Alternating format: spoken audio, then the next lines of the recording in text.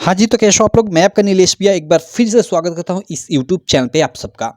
दोस्तों पिछले वीडियो में हमने इस पेपर का जो जितना भी ऑब्जेक्टिव प्रश्न था हमने सॉल्व कर लिया था। इधर मैं आपको दिखा दूँ इसीलिए अब आपको ये सब दिख रहा है। ये इतना गंदा सब हमने ऑब्जेक्टिव क्वेश्चन सॉल्व कर लिया था सारा का सारा। उसके बाद हमने पिछले वीडियो में बोला था कि नेक्स्ट वीडियो में हम लोग क्या करेंगे कि इधर जो सब्जेक्टिव क्वेश्चन है यानी खंड ब के आप लोग के वर्णनात्मक प्रश्न है उपखंड क के वहाँ से स्टार्ट करेंगे। तो यहाँ से चलो सबसे पहले ये फिजिक्स पार्ट के प्रश्न है, इनको हम लोग सॉल्व करते हैं इस वीडियो में। काफ़ी इंपॉर्टेंट प्रश्न है, चलो इनको हम लोग सॉल्व करते हैं। देखो यहाँ पे उचित मैंने जो भी है पहले से ये पूरा का पूरा टाइप कर सारा का सारा चीज़ें बना लिया है एकदम अच्छे से। देखो ये सारी चीज़ें जिससे मुझे बताने में भी आसानी हो और जल्द आसानी से मैं बता दूँ, ज़्यादा आपका टाइम वेस्ट ना हो, क्योंकि आप समझ सकते हो ये टाइम बर्बाद करने वाला समय नहीं है। आप लोग का 27 फरवरी को एग्जाम है। चलो यहाँ मैं इसको बताता हूँ। सबसे पहला इसमें आप लोग क्वेश्चन देख सकते हो। ओके, देखो जो सबसे पहला प्रश्न है आप स्क्रीन पे देख सकते हो, काफी इंपॉर्टेंट है कि दूरदृष्टि दोष किसे कहते हैं, यह किन कारणों से होता है, इस दोष के निवारण के लिए किस प्रकार का लेंस प्रयुक्त किया जाता है, किरण आरेख द्वारा समझाइए। और यह 4 मार्क का प्रश्न होगा। देखो आप लोग का ये फिजिक्स वाला पार्ट है, ये चूंकि फिजिक्स के क्वेश्चन है। आप लोग के साइंस में 3 पार्ट बढ़ती हुई है, साइंस, फिजिक्स, केमिस्ट्री और बायोलॉजी में। तो फिजिक्स वाले से आप लोग के कुल 18 मार्क के सब्जेक्टिव प्रश्न होंगे। तो यहाँ पे देखो 3 थे आप लोग के प्रश्न, ये 4-4 मार्क वाले हैं, आप लोग देख सकते हो। और इधर मैं दिखा दूँ आपको, ये चौथा जो प्रश्न है ये 6 मार्क का है, यानी 4 3 12 6 18 हो गया। और इसमें चौथे प्रश्न में अथवा का भी ऑप्शन रहेगा, मीन्स 2 प्रश्नों में से कोई एक आपको करना होगा। तो चलो हम लोग सबको बारी बारी से कर लेते हैं। पहला ये क्वेश्चन है, सेकंड ये काफ़ी इंपॉर्टेंट न्यूमेरिकल है, और उसके बाद ये थर्ड वाला ये प्रश्न है, और फोर्थ आप लोग देख सकते हो। इन दोनों में से किसी एक को करना है। हम लोग सबको कर लेते हैं बारी बारी से। और बाकी कहूँगा, अगर चैनल को अभी तक आप सब्सक्राइब नहीं किए हो तो चैनल को सब्सक्राइब कर लेना और बेल आइकन को भी दबा लेना, जिससे मेरी सारी वीडियो की नोटिफिकेशन आप सबको मिलती रहे। और साथ ही इस वीडियो को अपने सारे दोस्तों में भी शेयर कर देना। चलो क्वेश्चन हम लोग इसको पढ़ते हैं और उसके बाद इसको हम लोग सॉल्व करते हैं।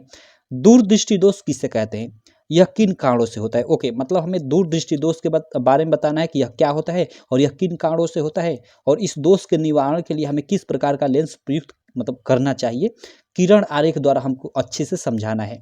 ये 4 मार्क में क्वेश्चन आएगा किसी किसी कोड में। यहाँ देखो आपका ये दूरदृष्टि दोष है, निकट दृष्टि दोष भी आप लोग तैयार कर लेना, बाकी तो मैं तैयार कराऊंगा ही आपको। किसी कोड में निकट दृष्टि दोष भी आएगा। ठीक, तो चलो इसको हम लोग सबसे पहले देख लेते हैं। यहाँ पे देखो इसका मैंने इसको पहले से ही सॉल्व कर रखा है। चलो आपको अच्छे से समझा देता हूँ कि इसका आपको आंसर कैसे लिखना है। यहाँ आप उत्तर हेडिंग डाल दोगे और दूरदृष्टि दोष के बारे में लिखना है, तो थोड़ा दूरदृष्टि दोष किसे कहते हैं है ना शुरू में, तो इसके बारे में आप लोग लिख दो। ठीक है, कि दूरदृष्टि दोष ऐसा दोष होता है जिसमें दूर स्थित वस्तुएं तो स्पष्ट दिखाई देती हैं, परंतु नजदीक स्थित वस्तुएं स्पष्ट दिखाई नहीं देती। क्लियर, दूर दृष्टि दोष समझ में आ गई आपको। दूर दृष्टि दोष में क्या होता है कि दूर स्थित वस्तुएं स्पष्ट यानी साफ दिखाई देती हैं, लेकिन नजदीक स्थित वस्तुएं जो होती है वो साफ दिखाई नहीं देती है। दूर दृष्टि दोष से युक्त व्यक्ति का जो निकट बिंदु होता है, निकट बिंदु आंखों के लिए सामान्य निकट बिंदु यानी 25 सेंटीमीटर से दूर चला जाता है। यह दोष निम्न 2 कारणों से उत्पन्न होता है। ओके, ऐसे लिख दोगे आप लोग कि दूरदृष्टि दोष किसे कहते हैं, तो उत्तर डालकर आप दूरदृष्टि दोष हेडिंग भी डाल सकते हो और उसमें इस चीज़ को लिख सकते हो, या सीधे डायरेक्टली उत्तर डालकर ये भी लिख सकते हो। ठीक है, तो दूरदृष्टि दोष क्या होता है आपने समझ गए पूरे, कि मतलब दूरदृष्टि दोष एक ऐसा दोष होता है जिसमें दूर स्थित वस्तुएं स्पष्ट दिखाई देती हैं, साफ दिखाई देती हैं, लेकिन जो नज़दीक स्थित वस्तुएं होती हैं वो साफ नहीं दिखाई देती है। क्लियर, और आगे हमने यहाँ पे लिखा है कि दूरदृष्टि दोष से युक्त व्यक्ति का जो निकट बिंदु होता है, जो आप सब लोग जानते हो कि 25 सेंटीमीटर होता है निकट बिंदु, वो क्या होता है कि 25 सेंटीमीटर से दूर चला जाता है। वही यहाँ पे लिखा है कि दूरदृष्टि दोष से युक्त व्यक्ति का निकट बिंदु जो आंखों के लिए मतलब सामान्य आंखों के लिए 25 सेंटीमीटर होता है, वो क्या होता है कि 25 सेंटीमीटर से दूर चला जाता है। क्लियर, और इसका कारण क्या है, तो यह दोष निम्न 2 कारणों से उत्पन्न होता है। किन कारणों से उत्पन्न होता है, यहाँ पे हमें लिख देना है फर्स्ट सेकंड, क्योंकि यहाँ कारण भी हमें पूछा कि यह किन कारणों से होता है, तो यहाँ पे लिख दोगे।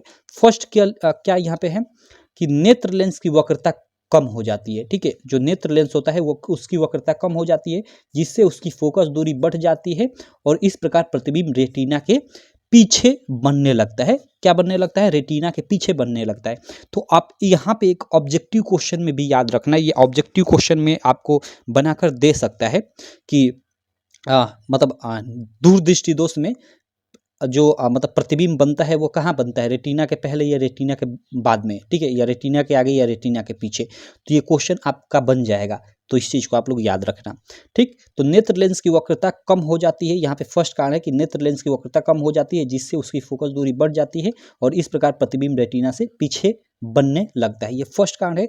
और एक और कारण है इसका दूरदृष्टि दोष का, वो क्या है कि नेत्र लेंस तथा रेटिना के बीच की दूरी कम हो जाना। ठीक है, जो ये नेत्र लेंस हो गया आपका और रेटिना है, उसके बीच की क्या होती है कि दूरी कम हो जाती है, अर्थात नेत्र के गोलक का जो व्यास होता है वो कम हो जाता है, जिस कारण प्रतिबिंब रेटिना के पीछे बनने लगता है।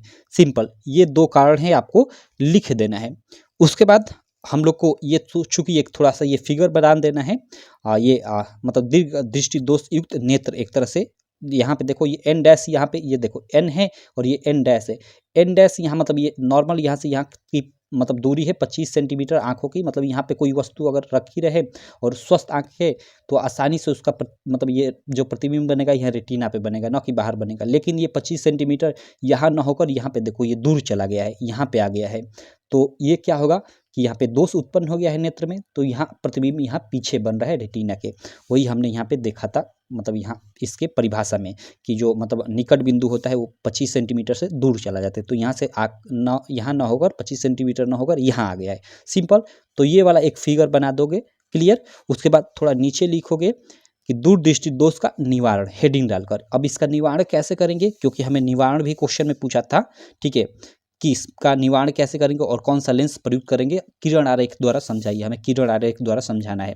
तो आप लोग लिख दोगे दूरदृष्टि दोष का निवारण, ऐसे हेडिंग, और इसमें लिखोगे कि इस दोष के निवारण हेतु उचित उत्तल लेंस का उपयोग करते हैं, जो प्रकाश को अभिसरित कर रेटिना पर प्रतिबिंब बनाता है। अभिसरित का मतलब एक तरह से मतलब उसको कंजस्टेड कर कर, ठीक है, यहाँ है तो उसको कंजस्टेड कर कर यहाँ पे ला देता है। जैसे यहाँ पे देखो ये फिगर ये बनाया गया है, ठीक है, ये मतलब ये संशोधन वाला ये फिगर है, क्लियर। यहाँ पे हमने ये उत्तल लेंस लगा दिया है, और उत्तल लेंस लगा दिया है तो ये क्या करेगा कि जो प्रकाश आएगा उसको मतलब कंजस्टेड कर कर यहाँ पीछे जाने से रोक देगा, यहाँ रेटिना पे बना देगा। इस प्रकार हम लोग का क्या होगा कि दूरदृष्टि दोष के मतलब जो युक्त नेत्र होगी उसका सॉल्यूशन हो जाएगा, क्लियर। तो सिंपल, ये आप लोग का दूरदृष्टि दोष हुआ, इसको आप लोग तैयार कर लेना, निश्चित है 4 मार्क में आप लोग के एग्जाम में आना ही आना है। ठीक, तो 4 मार्क में आएगा तो कुल मतलब इतनी चीज़ आपको लिखनी पड़ेगी। ऐसा नहीं कि केवल आप लोग सिंपल सा केवल डिफिनीशन लिख दिए। डिफिनीशन पहले आया करता था केवल 2 मार्क में, लेकिन अब भाई 2 मार्क का तो क्वेश्चन ही नहीं आएगा आप लोग के पेपर में, केवल 4-4 मार्क का और 6 मार्क का आएगा, ठीक है। तो इसलिए ये बड़ा आएगा पूरा पूरा, इसमें पूरा का पूरा पूछा रहेगा, ठीक है, कि दूरदृष्टि दोष किसे कहते हैं, ये किन कारणों से होता है, इस दोष के निवारण के लिए किस प्रकार का लेंस प्रयुक्त किया जाता है, किरण आरेख द्वारा समझाइए, ऐसे प्रश्न पूछेगा, क्लियर। तो आशा करता हूँ आपको एकदम अच्छे से यह समझ में आ गया होगा। अब चलो हम लोग ये एक न्यूमेरिकल है, यहाँ पे इस न्यूमेरिकल को हम लोग समझ लेते हैं। ये दिए गए परिपथ में ज्ञात कीजिए। ओके, ये पूरा पूरा एक ये परिपथ दिया गया है, ठीक है। यहाँ पे देखो ये बैटरी है, ये देखो यहाँ पे भी मैं आपको एक ट्रिक बता देता हूँ। ये जो बड़ा वाला होता है ना, ये चिन्ह यहाँ पे ये प्लस को डिनोट करता है, और ये छोटा वाला जो होता है ये माइनस को डिनोट करता है, मतलब इधर प्लस है इधर माइनस है। यहाँ से देखो ये आई दिखाई दे रही है, यानी यहाँ से इस तरह धारा प्रवाहित हो रही है। यहाँ पे हम लोग की धारा यहाँ से प्रवाहित हो रही है, तो यहाँ पे आने के बाद देखो धारा यहाँ से 2 भागों में बढ़ जा रही है, यहाँ से एक ऊपर की तरफ जा रही है, यहाँ से एक नीचे की तरफ। तो इधर कुछ धारा चली जाएगी और इधर कुछ धारा चली जाएगी, और फिर यहाँ आकर कुल मिल जाएगी, और फिर यहाँ से यहाँ ऐसे आ जाएगी। और यहाँ देखो 3 ओम का यहाँ पे प्रतिरोध लगा है, और यहाँ 4 और 2 ओम का यहाँ पे ये लगे हैं, और ये देखो 2 और 1 ओम का प्रतिरोध लगे हैं। तो यहाँ पे ध्यान देना, यहाँ से ये जा रहा है, मान लो ये तार है, तो तार यहाँ से 2 भागों में बढ़ जा रहा है। तो 2 भागों में यहाँ से बंटने का मतलब कि सीधे आप समझ जाना कि समांतर क्रम, ठीक है। आप समांतर क्रम का ये मत समझिए कि रेलवे की पटरी की तरह ये समांतर होगा तब समांतर क्रम होगा, नहीं, ऐसा नहीं होता है इसमें, ठीक है। ऐसे समांतर क्रम इसमें ये समझा जाता है, मतलब ये 2 भागों में बट रहा है तो ये समांतर क्रम में हो गया। अब देखो ये वाला प्रतिरोध और ये वाला प्रतिरोध एक ही तार में है एकदम, मतलब तो ये आप लोग के किस क्रम में हो जाएंगे, इसको हम लोग श्रेणी क्रम में बोलेंगे। ये दोनों श्रेणी क्रम में हो जाएंगे और ये दोनों श्रेणी क्रम में हो जाएंगे, ठीक। लेकिन अगर ये तार ले ले और ये पूरा तार ले ले तो ये दोनों तार आपके समांतर क्रम में हो जाएंगे। तो सबसे पहले क्या करेंगे कि इनको हम लोग श्रेणी क्रम में जोड़ेंगे, इनको श्रेणी क्रम में जोड़ेंगे, और जो दोनों का मान आएगा यहाँ पे दोनों का एक मान आएगा, तो दोनों को हम लोग समांतर क्रम में जोड़ेंगे, तो हम लोग का ए बी के मध्य तुल्य प्रतिरोध निकल जाएगा। और वही हमें पूछ रहा है यहाँ कि फर्स्ट क्वेश्चन बोल रहा है कि ए तथा बी के मध्य प्रतिरोध कितना होगा इस ए और बी के बीच। ठीक, तो चलो, और ये आप लोग का कितने मार्क का होगा, 1 मार्क आपका इसका मिलेगा, इसका 1 मार्क, मतलब ओके चार्ट है यहाँ प्रश्न पूछना है, चारों का 1-1 मार्क मिलेगा। तो चलो इसमें पहले वाले को हम लोग सॉल्व करते हैं। पहले वाले में आप लोग क्या लिखोगे, यहाँ पे आप लोग यहाँ पे जो भी है प्रश्नोत्तर संख्या 2 का हल यहाँ पे डाल लेना और लिखना। आपको लिखना क्या है यहाँ पे, चलो मैं आपको एक एक चीज़ें लिख कर अच्छे से समझाता हूँ। आपको लिखना है यहाँ पे फर्स्ट, आपको हल करना है तो फर्स्ट लिख देना है, उसके बाद लिखोगे कि ए बी के मध्य, ठीक है, आप क्वेश्चन में लिख देना कि 4 + 3 ओम, ठीक है, 4 + 3 ओम बराबर 6 ओम, क्योंकि 4 और यहाँ पे देखो 4 नहीं यार 2 है ना, सॉरी, और 4 3 7 होगा ना, 4 और 2, यहाँ पे 4 ओम है और 2 ओम है, ये 3 नहीं है। ठीक, तो 4 + 2 बराबर 6 ओम के हम लोग के ये प्रतिरोध क्या श्रेणी क्रम में है, और उसके अलावा ये भी हम लोग के श्रेणी क्रम है, तो इसको भी साथ में हम लोग लिख लेते हैं कि ए बी के मध्य 4 + 2 = 6 ओम तथा 2 + 1 बराबर 3 ओम के प्रतिरोध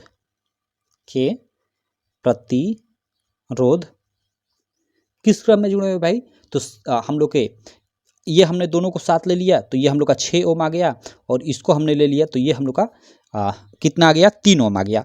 अब ये और ये किस क्रम में जुड़े हैं भाई, पूरे के पूरे ये वाला तार और ये वाला तार तो समांतर क्रम में, तो लिख देंगे कि यहाँ कि मतलब समांतर क्रम में लगे हैं, समांतर क्रम में लगे हैं। ठीक है, ऐसे आप लोग लिख लोगे कि ए बी के मध्य 4 + 2 बराबर 6 ओम, और ये श्रेणी क्रम के फार्मूले से 6 ओम आया। ठीक, तथा 2 + 1 यानी 3 ओम के प्रतिरोध समांतर क्रम में लगे हैं। अतः इनका हम लोग क्या ज्ञात करेंगे, तुल्य प्रतिरोध। अतः इनका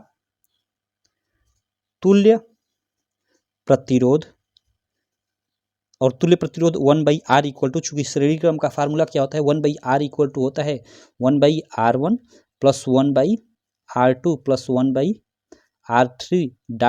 1/Rn, मतलब जितना प्रतिरोध होता है हम लोग ले लेते हैं। तो यहाँ से 1/R = 1/R1, R1 का मान लो हम लोग का कितना है, हम लोग का यहाँ पे 6 है, और R2 का मान यहाँ पे 3 ओम है। ठीक, 2 ही प्रतिरोध है हम लोग के। तो चलो पहला हम लोग 6 ले लेंगे और प्लस 1/1 हम लोग 3 ले लेंगे। ठीक, तो हम लोग का ये 1/R = क्या हो जाएगा, जब इसका हम लोग लसन लेंगे तो ये 6 होगा, 6 कम 6 तो 1, और ये 3 दूना का 6 तो 2, यानी हम लोग का 1/R = क्या हो जाएगा, 2 1 3/6। तो यहाँ से ये R = क्या हो जाएगा, 6/3, तो ये R का मान हम लोग का 2 निकल कर आ जाएगा, 2 ओम होगा। यानी हम लोग का ए बी के मध्य, जो ये ए और बी बिंदु है, इसके मध्य तुल्य प्रतिरोध यानी कुल प्रतिरोध हम लोग का कितना होगा, वो होगा 2 ओम। सिंपल। तो पहला क्वेश्चन हम लोग का हो गया, पहला का हम लोग का आंसर आ गया, ए बी के मध्य प्रतिरोध ज्ञात करना था। अब परिपथ में प्रवाहित धारा, ओके, इस परिपथ में हमें प्रवाहित धारा का मान ज्ञात करना है। अब देखो यहाँ पे चूंकि हमें परिपथ में प्रवाहित धारा का मान ज्ञात करना है, तो यहाँ पे आपको ध्यान देने की जरूरत है। हमें यहाँ विभवांतर दिया हुआ है 10 वोल्ट। ठीक है, यहाँ पे हमें ध्यान देने वाली देखो ये बात है कि हमें परिपथ में न बोला है, परिपथ में बोला है, न कि ए और बी के बीच। तो हम लोग पूरा का पूरा प्रतिरोध जितना भी परिपथ में है उसको ज्ञात करेंगे। तो यहाँ हमने इसको पूरे को सॉल्व किया तो ये 2 ओम आया हम लोग का। ठीक है, यहाँ पे, और इधर देखो इस मतलब ये कंजेस्टेड होकर एक तार बन गया, और इधर आएंगे तो देखो इसी तार में ये 3 ओम का ये नीचे प्रतिरोध जुड़ा हुआ है। यानी इस प्रकार हम लोग का कुल 5 ओम का प्रतिरोध हो जाएगा। तो हम लोग अब जब धारा ज्ञात करेंगे कि मतलब V = I × R होता है, तो यहाँ से I = आप लोग का V/R होगा, तो यहाँ R की जगह पे 5 रखेंगे। क्लियर। तो यहाँ पे आगे हम लोग क्या करेंगे, चलो सेकेंड क्वेश्चन में लिख देता हूँ। यहाँ पे सेकेंड को हम लोग हल करते हैं। सेकेंड में लिखोगे कि परिपथ में ए बी के मध्य, ठीक है, ऐसे लिख दो कि परिपथ में ए बी के मध्य तुल्य प्रतिरोध तथा 3 ओम के प्रतिरोध किस क्रम में भाई, तो श्रेणी क्रम में है, श्रेणी क्रम में लगे हैं, ऐसे लिख दोगे। देखो परिपथ में जो ये ए बी के बीच ये हम लोग का प्रतिरोध हो गया, पूरा निकाले तो 2 ओम आया। ठीक है, और आगे हम लोग का ये 3 ओम का प्रतिरोध, ये दोनों किस क्रम में है, श्रेणी क्रम में लगे हैं। तो अब इनका हम लोग कुल प्रतिरोध ज्ञात कर लेंगे, तो वही लिखेंगे। अतः परिपथ का कुल प्रतिरोध, परिपथ का कुल या अथवा तुल्य प्रतिरोध भी लिख सकते हैं, कुल प्रतिरोध आर इक्वल टू, अब यहाँ चूंकि श्रेणी क्रम में जुड़े हैं तो श्रेणी क्रम का फार्मूला लगाएंगे, वो होता है R equal to R1 plus R2 plus R3 dot dot RN, मतलब जितना हम लोग का प्रतिरोध होता है ले लेते हैं। तो आर इक्वल टू यहाँ केवल 2 है, पहला हम लोग का क्या है, ए बी के मध्य हम लोग का निकाले तो 2 आया, तो 2 प्लस R2 क्या है हम लोग का 3 है यहाँ पे नीचे, तो इस 3 को हम लोग ऐड कर देंगे, तो इस प्रकार हम लोग का 5 ओम कुल मतलब पूरे परिपथ का तुल्य प्रतिरोध आ जाएगा। पूरे परिपथ में 5 ओम का प्रतिरोध लगा हुआ है, सिंपल। अब देखो हम लोग क्या करेंगे कि चूंकि हम लोग का क्या ज्ञात करना है, धारा का मान ज्ञात करना है, तो विभवांतर हमें दे रखा है, तो यहाँ लिखेंगे कि चूंकि विभवांतर भी इक्वल टू हम लोग का क्या होता है, या हमें ये तो दिया है 10 वोल्ट, ठीक है। हमें देखो ये हम लोग का विभवांतर को भी V से डिनोट करते हैं, और जो विभवांतरक मात्रक होता है उसको भी V से डिनोट करते हैं, लेकिन ये वोल्ट होता है। विभवांतरक मात्रक क्या होता है, वोल्ट होता है, जिसको V से डिनोट करते हैं, ठीक है। तो चलो हम लोग का विभवांतर V इक्वल टू 10, ये V मीन्स वोल्ट, ठीक हो गया। अब देखो धारा इक्वल टू क्या हो जाएगा हम लोग का, धारा इक्वल टू हम लोग का क्या हो जाएगा, वो हो जाएगा विभवांतर बटे में प्रतिरोध, ठीक है। ये कहाँ से आया आप सब लोग जानते हो, ओम के नियम से V equal to I into R से, ठीक है। यहाँ से I इक्वल टू क्या हो जाएगा, V यानी विभवांतर और बटे ये R इधर आ जाएगा, मतलब ये गुणा है तो इधर आकर भाग हो जाता है, तो I इक्वल टू V बटे R होता है, ठीक। तो धारा इक्वल टू विभवांतर बटे प्रतिरोध, और विभवांतर हम लोग का कितना है, विभवांतर हमें 10 वोल्ट है तो 10 रख लेंगे, और बटे प्रतिरोध हम लोगों ने कितना निकाला, कुल हम लोग प्रतिरोध कितना निकाले, 5 यहाँ पे अभी हमने ये निकाला, तो 5 हम लोग रख लेंगे। इस प्रकार 5 दूना के 10 यानी 2 एम्पियर की धारा यहाँ पे हम लोग लिख देंगे परिपथ में प्रवाहित होगी, ये एक आंसर हो जाएगा। और ये आपका एक 2 आंसर हमने निकाल दिया, इसका आपको 2 मार्क मिल जाएगा। और ये थर्ड नंबर क्वेश्चन क्या है कि ए बी के मध्य विभवांतर, ओके हम लोग का क्या ज्ञात करना है, केवल इस ए बी के मध्य विभवांतर ज्ञात करना है। तो भाई हम लोग ए बी के मध्य कितना प्रतिरोध है, हमने देखा था 2 ओम का प्रतिरोध है, तुल्य प्रतिरोध, तो यहाँ पे हम लोग उसी का यूज कर निकालेंगे। तो यहाँ एक दूसरा मैं पेज ले लेता हूँ, 1 मिनट इसको ले लेता हूँ, नहीं 1 मिनट रुक जाओ, वेट करो। ओके चलो, यहाँ हमें ए बी के मध्य विभवांतर ज्ञात करना है, मतलब इस ए और बी बिंदु के बीच केवल हमें क्या ज्ञात करना है, विभवांतर। तो यहाँ पे लिखेंगे थर्ड, हम लोग लिखेंगे थर्ड, क्या हमें बताना है, ए बी के मध्य विभवांतर बताना है। तो लिख देंगे कि ए व बी के मध्य विभवांतर, और चूंकि इसको भी से डिनोट करते हैं तो क्वेश्चन में लिख देंगे भी इक्वल टू क्या हो जाएगा, और विभवांतर इक्वल टू क्या हो जाएगा, देखो V equal to I into R, यानी हम लोग का विभवांतर बराबर धारा गुणे प्रतिरोध। तो यहाँ लिख देंगे V equal to I into R भी लिख सकते हैं, या हम लोग सीधे लिख सकते हैं धारा गुणे प्रतिरोध, ठीक। अब देखो हम लोग का धारा क्या है भाई, धारा तो हर जगह वही रहेगी, जो हम लोग की धारा है, ठीक है, वही इसमें भी प्रवाहित होगी, हर जगह धारा वही रहेगा। तो धारा हमने पहले यहाँ पे निकाला है 2 एम्पियर यहाँ पे, ठीक, तो 2 एम्पियर रख देंगे, और गुणे हम लोग का प्रतिरोध ए बी के बीच कितना प्रतिरोध है, तो वो 2 है, हमने पहले ही निकाल रखा है पहले क्वेश्चन में, तो 2 दूना का 4, यानी हम लोग का 4, ये हम लोग का क्या हो जाएगा, वोल्ट, क्योंकि विभवांतर का मात्रक वोल्ट होता है। इसको आप यहाँ भी लिख सकते हो, कोई दिक्कत नहीं है। तो हम लोग का 4 वोल्ट हो गया ए बी के मध्य विभवांतर, ये हम लोग का थर्ड क्वेश्चन हो गया, सिंपल इतना सा। उसके बाद हम लोग का फोर्थ क्वेश्चन है कि 3 ओम के प्रतिरोध के सिरों के का विभवांतर, ओके इस 3 ओम के प्रतिरोध में सिरों का विभवांतर हमें ज्ञात करना है। तो सिंपल इसी तरह इसको भी लिख देंगे, थर्ड का नॉर्मल है, ये भी लिखेंगे यहाँ कि 3 ओम के सिरों के बीच विभवांतर, 3 ओम के प्रतिरोध के सिरों के बीच विभवांतर V equal to I into R हो जाएगा, ठीक है। और आई हम लोग का क्या है, आई हम इसमें भी वही रहेगी भाई, इसमें भी 2 ही एम्पियर की धारा प्रवाहित होगी, और गुणे आर, और यहाँ आर का मान इस 3 को रखेंगे, तो गुणे 3, यानी ये हम लोग का 6 एम्पियर आ जाएगा। चलो इसको ए लिख देता हूँ, क्योंकि एम्पियर को ए से भी डिनोट करते हैं। तो ये आप लोग का आंसर हो गया। इस प्रकार हमने, ये तीसरा नहीं, ये चौथा क्वेश्चन था, 4 हमने क्वेश्चन इसमें मतलब दिया था, इसमें चारों को करना था, 1-1 मार्क आपको मिल जाएगा, ऐसे आप लोग करते हो तो सिंपल। तो आशा करता हूँ ये भी आप लोगों का जो सेकंड क्वेश्चन है क्लियर हो गया होगा। देखिए मैंने टाइम लिया आपको अच्छे से बताया इसको, इसलिए ताकि इसके बेस पे कोई अलग, मान लो किसी कोड में, आप जानते हो कि भाई कई कोडों का पेपर है, तो किस में कैसा सवाल पूछेगा ये तो किसी को मालूम नहीं, ये किस में पूछेगा ये भी किसी को नहीं मालूम। तो मैंने इसलिए बताया धीरे धीरे अच्छे से, ताकि आप कॉन्सेप्ट समझ जाओ और कहीं भी इसको अप्लाई कर सको, कहीं भी क्वेश्चन दे दिया जाए आप कर लो, ठीक। तो चलो ये क्लियर हो गया। अब हम लोग अगला देख लेते हैं। अगला प्रश्न यहाँ पे देख सकते हो थर्ड नंबर प्रश्न क्या है कि श्वेत प्रकाश का प्रिज्म द्वारा वर्ण विक्षेपण घटना को चित्र द्वारा, ओके सर ये तो हमने शायद ये क्वेश्चन किया था, चलो एक बार और कर लेते हैं। श्वेत प्रकाश मीन्स वही सूर्य के प्रकाश की बात कर रहे हैं। प्रिज्म द्वारा वर्ण विक्षेपण की घटना को समझाना है और बताना है कि किस रंग की किरण सबसे अधिक विचलित होती है। ठीक, चलो कोई दिक्कत नहीं। इसको भी हम लोग देख लेते हैं। उसके बाद हम लोग इधर ये वाला देखेंगे, ये ओम का नियम और ये विद्युत मोटर वाला प्रश्न। और निश्चित है ये तो आना ही आना है, आप सब लोग जानते हो। वेरी वेरी इंपॉर्टेंट, किसी ना किसी कोड में आप लोग का आना ही आना है, हर कोड में आएगा भाई। ये तो विद्युत मोटर तो मुझे लगता है कि हर कोड में ही आएगा। ठीक, चलो यहाँ पे हम लोग कर लेते हैं इसको। सबसे पहले देखो, श्वेत प्रकाश का प्रिज्म द्वारा हमें वर्ण विक्षेपण की घटना को चित्र द्वारा समझाना है और ये बताना है कि किस रंग की किरण के लिए प्रकाश सबसे अधिक विचलित होता है। तो देखो, इसको भी मैंने यहाँ पे कर रखा है, प्रश्नोत्तर संख्या 3 इसको भी मैंने कर रखा है। आप सबसे पहले आप उत्तर लिखोगे और वर्ण विक्षेपण आप लोग हेडिंग डाल दोगे। और वर्ण विक्षेपण में क्या लिखोगे, देखो इसमें क्या होता है ना कि ये प्रिज्म द्वारा जब हम लोग सूर्य के प्रकाश को मतलब निकालते हैं, एक तरह से बोल सकते हैं, तो ये देखो फर्स्ट पलक पर यहाँ सूर्य का प्रकाश पड़ रहा है, तो यहाँ कुछ इसका अपवर्तन हो गया, क्योंकि यहाँ मतलब विरल से सघन में प्रवेश कर रहा है और फिर यहाँ से बाहर निकल रहा है, तो सघन से विरल में आ रहा है, तो फिर यहाँ इसका अपवर्तन हो गया। और अपवर्तन के पश्चात यहाँ ये जो सूर्य का प्रकाश होता है, यानी जिसको श्वेत प्रकाश बोलते हैं, 7 रंगों में विभाजित हो जाता है और उसका क्रम कुछ इस प्रकार होता है। और जिसको हम लोग एक शब्द तो नहीं बोलेंगे, एक मतलब विबग्योर से याद रखते हैं, VIBGYOR। ठीक है, वी से वायलेट, इन बैगनी, इंडिगो आसमानी, ब्लू नीला, ग्रीन हरा, वाई मीन्स येलो पीला, ऑरेंज नारंगी और रेड लाल। ठीक है, जिसमें ये जो सबसे नीचे होता है भाई, ये साफ दर्शा रहा है कि सबसे ज़्यादा इसका अपवर्तन हुआ है, इसीलिए सबसे नीचे आया है, और सबसे कम अपवर्तन लाल का होता है।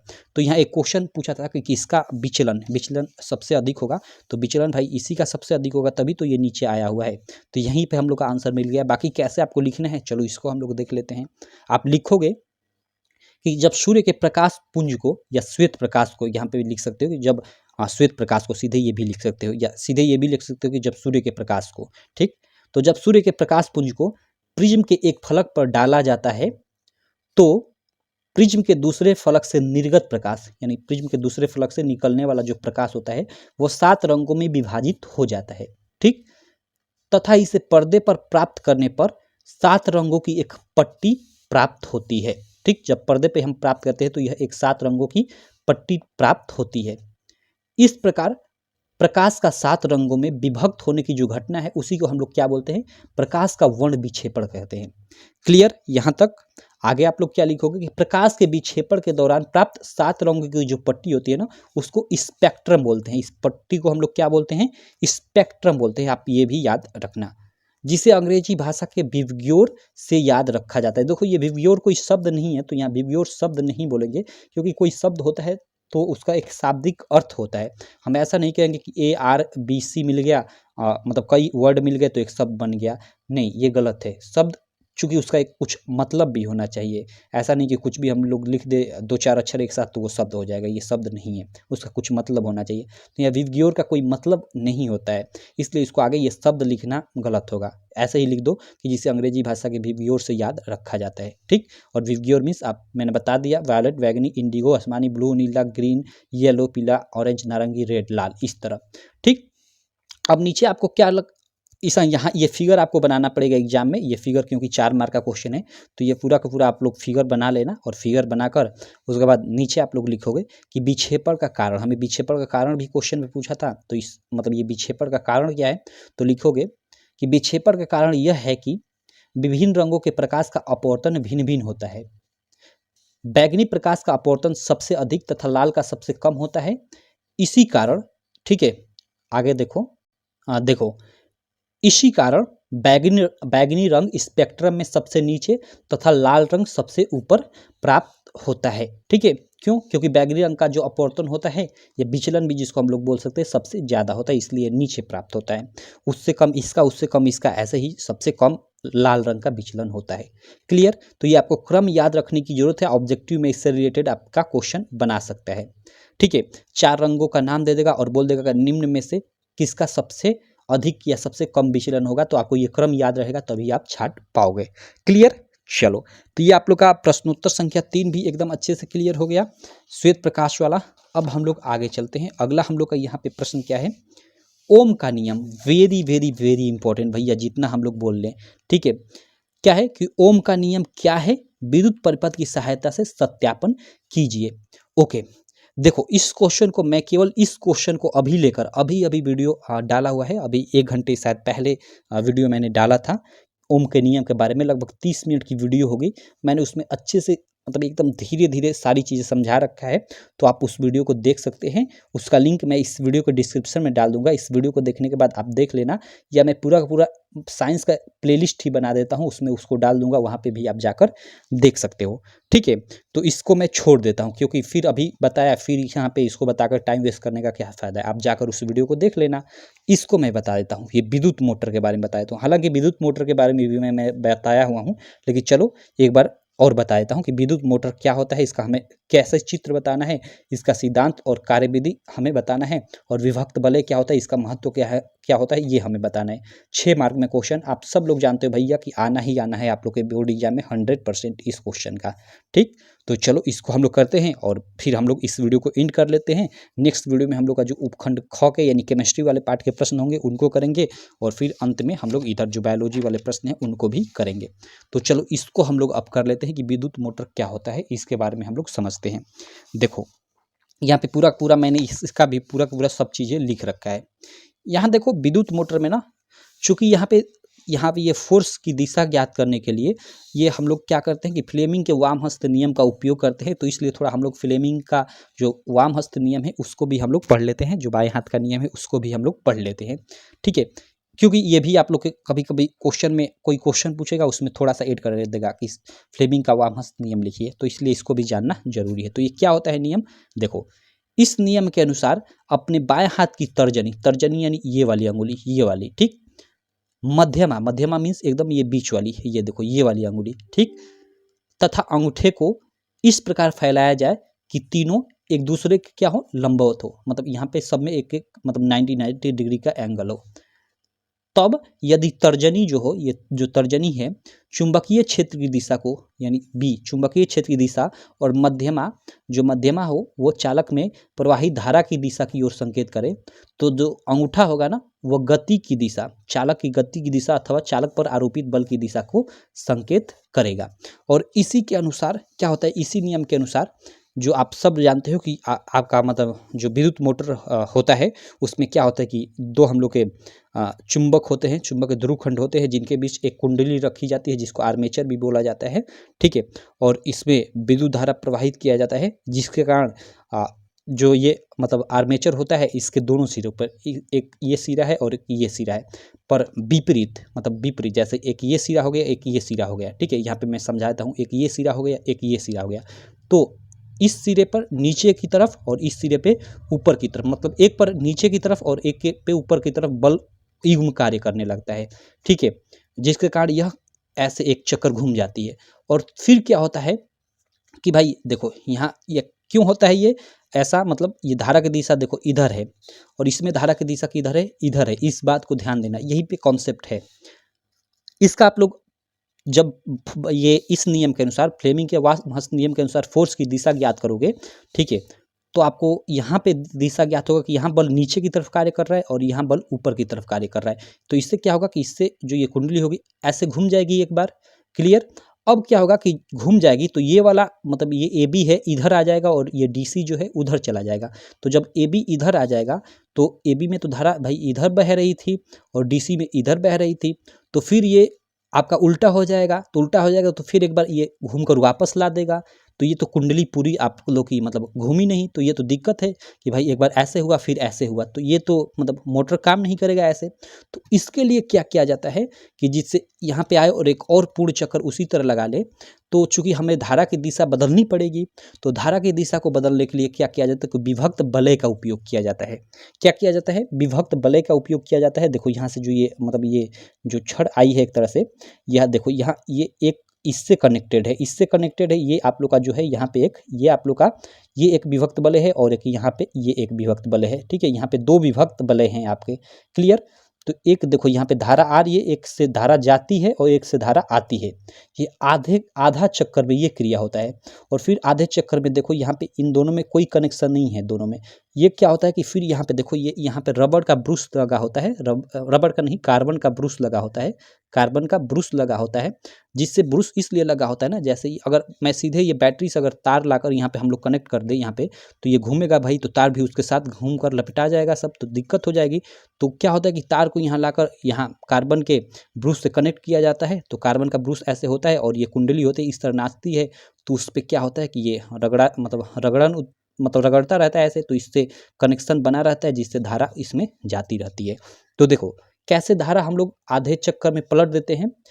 पहले तो आधे चक्कर में ये देखो इस विभक्त वलय के थ्रू धारा इसमें इधर जा रही है और इसमें से आ रही है, और जब यह फिर वहाँ पहुँच जाता है, ठीक है, क्योंकि आधे चक्कर में इनका कनेक्शन टूट जाता है, फिर ये वहाँ पहुँच जाता है और ये वाला इधर आ जाता है, तो फिर इससे यहाँ पे आ जाते हैं, तो इससे धारा जाने लगती है, ठीक है। तो धारा जाने लगती है, तो फिर आधे चक्कर जो इधर मतलब ऐसे किया था, फिर उसी दिशा में जैसे पहले मतलब बल युग्म लगा, फिर एक बार लग जाता है, जिससे कुंडली घूम जाती है, और यह क्रिया बार बार चलती रहती है और इस प्रकार ये कुंडली घूमती रहती है।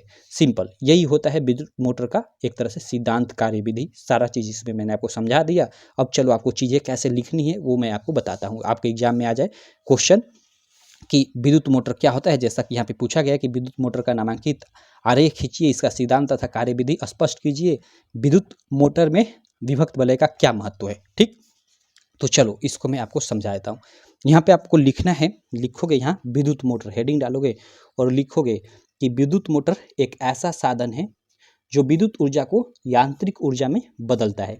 सिंपल, पहले तो इतना लिख दोगे, उसके बाद सिद्धांत इसका लिखोगे कि सिद्धांत पे कैसे कार्य करता है। तो इसमें लिखोगे कि जब किसी कुंडली को चुंबकीय क्षेत्र में रखकर, ये कुंडली है, इसको क्या है कि चुंबकीय क्षेत्र में रखा जाता है। चुंबकीय क्षेत्र मीन सिंपल दो, मतलब आप चुंबकों के बीच रख दोगे तो उसमें ऑब्वियसली है कि चुंबकीय क्षेत्र उत्पन्न होगा, तो ये यहाँ पे चुंबकीय क्षेत्र हो गया, और ये नॉर्थ से साउथ की ओर चुंबकीय क्षेत्र की दिशा होती है, आप सब लोग जानते हो। तो वही यहाँ पे है कि जब किसी कुंडली को चुंबकीय क्षेत्र में रखकर उसमें धारा प्रवाहित की जाती है, तो क्या होता है आगे देखो, तो कुंडली में एक बल युग्म कार्य करने लगता है। सब हमने देखा बल, और वो बल युग्म कैसे कार्य करता है कि एक यहाँ नीचे की तरफ कार्य करता है, तो यहाँ एक ये ऊपर की तरफ कार्य करता है और ऐसे कुंडली को घुमा देता है ये, लेकिन यह आधे चक्कर तक ही कार्य करता है। फिर आधे चक्कर में अगर उसी तरह हम लोग छोड़ दे, अगर यहाँ पे हम लोग धारा की दिशा न बदले, तो फिर वो वापस आ जाएगी। तो इससे तो आधा में ही ऐसे मतलब पूरा घूमेगी नहीं, ऐसे आधे में ही ऐसा करती रहेगी।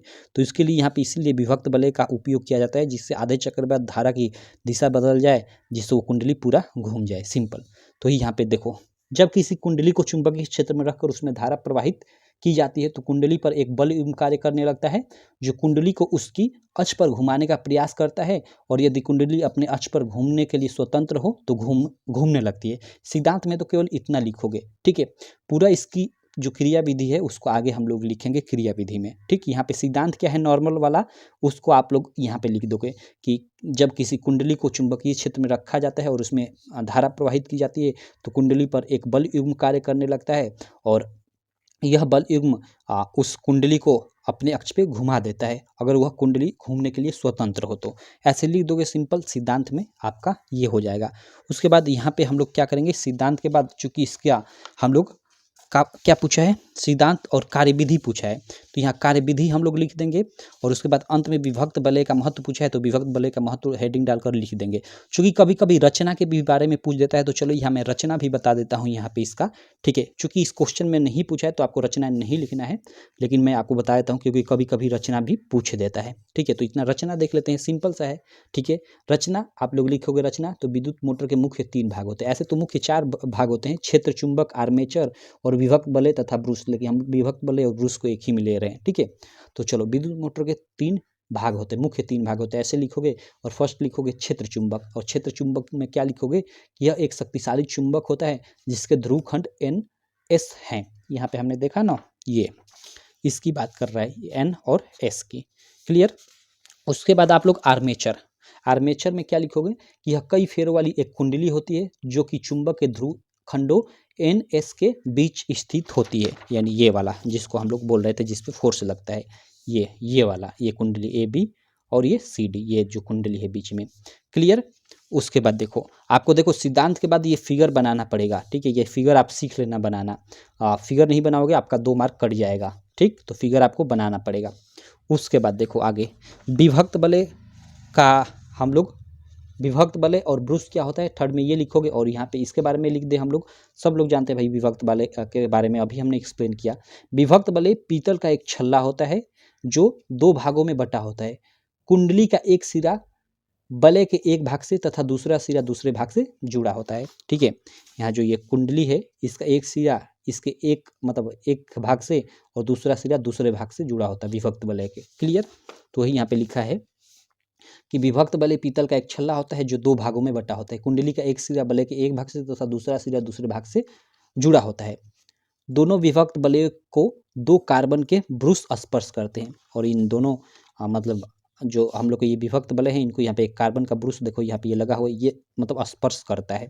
ठीक, ये इसलिए लगा होता है जिससे ये इसको स्पर्श कर दे और इसमें जो धारा है तो यहाँ पे ये मतलब अगर ये नाचता है तो इसमें केवल ये ऐसे टच रहे तो धारा मिलती रहेगी। अगर इसमें हम लोग डायरेक्टली तार को लेकर जोड़ देते हैं तो वो तो घूमते घूमते इसको सब ऐंठन आ जाएगी, ये दिक्कत हो जाएगा। तो इसलिए हम लोग ये ब्रूस का उपयोग करते हैं। तो सिंपल आप समझ गए कि इस ब्रूस का भी उपयोग क्या है। चलो, छोटा है लेकिन काफ़ी बड़ा उपयोग है। ठीक है, तो दूसरे भाग से जुड़ा होता है। दोनों विभक्त वलयों को दो कार्बन के ब्रूस स्पर्श करते हैं जिनका संबंध सीधे बैटरी से होता है। एक ब्रूस से कुंडली में विद्युत धारा प्रवेश करती है तथा दूसरे ब्रूस से बाहर निकलती है। ओके, मतलब यहाँ इससे प्रवेश करती है, इससे बाहर निकलती है आधे चक्कर तक, और आधे चक्कर में जब ये वहाँ पहुँच जाता है तो इससे प्रवेश करती है और फिर इससे बाहर निकलती है। क्लियर, तो ये हो गया आप लोग का विभक्त वलय तथा ब्रूस के बारे में आप लोग थोड़ा सा लिख दोगे। अब विभक्त वलय का महत्व क्या है, तो वही धारा की दिशा को नियंत्रित करना। तो इसमें लिख दो कि विभक्त वलय का कार्य कुंडली में प्रवाहित धारा की दिशा को बदलना है। जब कुंडली आधा चक्कर पूर्ण कर लेती है तो विभक्त वलयों का ब्रूसों से संपर्क समाप्त हो जाता है और विपरीत ब्रूसों से संपर्क जुड़ जाता है। इसके फलस्वरूप कुंडली में धारा की दिशा सदैव इस प्रकार बनी रहती है कि कुंडली एक ही दिशा में घूमती रहती है। ठीक है, ये आप लोग का ऐसे लिख दोगे विभक्त वलय के महत्व में। क्लियर, आप अपने भाषा में भी लिख सकते हो, मैंने यहाँ पे लिखा है जो आप इसको देख सकते हो। ठीक, उसके बाद कार्यविधि क्या है, पूरा का पूरा कार्यविधि को हम लोग समझ लेते हैं। ठीक है, कि ये कैसे पूरा का पूरा कार्य करता है। तो चलो यहाँ पे हम लोग देख लेते हैं। जब बैटरी से कुंडली में विद्युत धारा प्रवाहित करते हैं तो फ्लेमिंग के बाएं हाथ के नियम से कुंडली की भुजाओं AB और CD पर बराबर परंतु विपरीत दिशा में दो बल कार्य करने लगते हैं। यह बल मतलब यह जो बल लगते हैं एक बल युग्म का निर्माण करते हैं। भाई बल युग्म बनाते हैं क्योंकि दो हैं, जिसके कारण कुंडली आधा चक्कर पूर्ण कर लेती है। आधे चक्कर के बाद विभक्त वलयों की स्थिति बदल जाती है जिसके कारण धारा की दिशा पहले से विपरीत हो जाती है और पुनः कुंडली को उसी दिशा में बल युग्म प्राप्त होता है जिस दिशा में शुरू में प्राप्त हुआ था। इस प्रकार कुंडली एक पूरा चक्कर पूर्ण कर लेती है और यह क्रिया बार बार चलती रहती है और कुंडली अपने अक्ष पर घूमती रहती है। ऐसे आप लोग कार्य विधि में लिख दोगे और ऐसे लिखोगे तो आपको 6 मार्क एकदम मिल जाएगा बिल्कुल डिटेल में। ठीक है, एक ओके, चलो यार थोड़ा मतलब डिस्टर्बेंस होती है तो आपको ऐसे मतलब पूरा डिटेल में लिख दोगे तो आपको 6 मार्क मिल जाएगा, कोई नहीं रोकेगा। और ऐसे अगर प्रश्नों को सॉल्व करते हो तो आप लोग का जो कॉपी जांचने वाला व्यक्ति होगा ना वो भी आपसे प्रसन्न हो जाएगा और आपको ज़्यादातर चांसेस है कि अच्छा मार्क देने का प्रयास करेगा। ठीक, अगर अच्छे से इस तरह जो मैं बताया अगर आप लिखते हो तो सिंपल। ठीक, तो चलो इस प्रकार हमने ये जो जितने भी फिजिक्स वाले यानी उपखंड आपके क के प्रश्न थे उनको हमने सॉल्व कर लिया। नेक्स्ट वीडियो में हम लोग ये उपखंड ख के प्रश्नों को सॉल्व करेंगे। ठीक है, तो चलो हम लोग इसको नेक्स्ट वीडियो में हम लोग सॉल्व करेंगे। उसके बाद इधर ये जो बायोलॉजी वाले प्रश्न हैं इसको हम लोग सॉल्व करेंगे। तो आशा करता हूँ ये मेरी वीडियो आपको काफ़ी अच्छी लगी होगी। वीडियो अच्छी लगी है तो चैनल को सब्सक्राइब कर देना, वीडियो को लाइक कर देना और इस साथ ही इस वीडियो को अपने जितने भी 9th के बच्चे हैं, ठीक है, जो 9th के आप लोग के छोटे भाई हैं उनको आप लोग शेयर कर देना और बता देना कि आप इस चैनल को फॉलो कर सकते हो पढ़ने के लिए जो 2024 का बोर्ड एग्जाम है उसकी तैयारी के लिए। ठीक है, चलो मैं मिलता हूँ आपसे नेक्स्ट वीडियो में। आशा करता हूँ ये वीडियो आपको काफ़ी अच्छी लगी होगी। वीडियो अच्छी लगी तो चैनल को सब्सक्राइब कर देना, वीडियो को लाइक कर देना और अपने सारे दोस्तों में इस वीडियो को शेयर भी कर देना।